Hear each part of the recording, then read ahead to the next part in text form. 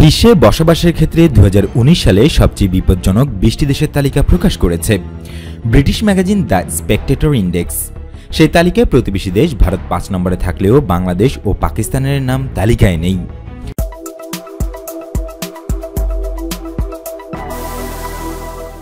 এই তালিকা অনুযায়ী ভারতের চেয়ে বসবাসের ক্ষেত্রে অনেক বেশি নিরাপদ বাংলাদেশ ও পাকিস্তান।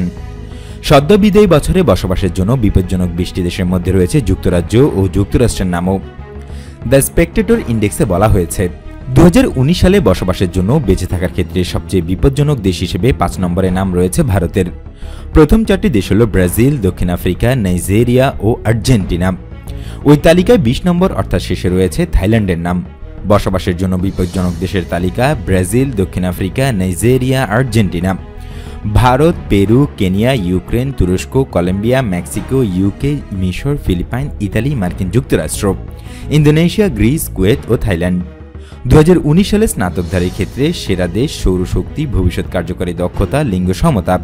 ইউরোপে দুর্নীতি, পাঠদানের ক্ষেত্রে সমালোচনামূলক চিন্তাভাবনা, ডিজিটাল দক্ষতা, ডায়াবেটিস আক্রান্তের হার, বিশ্বের সবচেয়ে সম্মানিত পেশাসহ বিভিন্ন ক্ষেত্রে সেরা দেশগুলির তালিকা প্রকাশ করেছে দ্য স্পেকটেটর ইন্ডেক্স।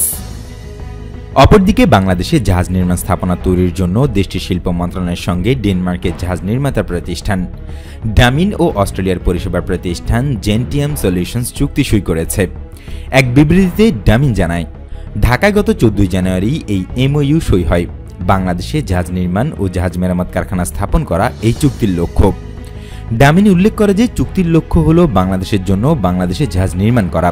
দীর্ঘমেয়াদে এসব জাহাজ রপ্তানি করা হবে। সেই লক্ষ্যে এমওইউ সইকারী বিভিন্ন ধরনের উদ্যোগ নেওয়া হবে। বাংলাদেশ বর্তমানে ডামিনের যে প্রোফাইল রয়েছে তাতে দেখা যায় এই চুক্তি মূলত বাণিজ্যিক জাহাজ নির্মাণের দিকে নজর দেবে।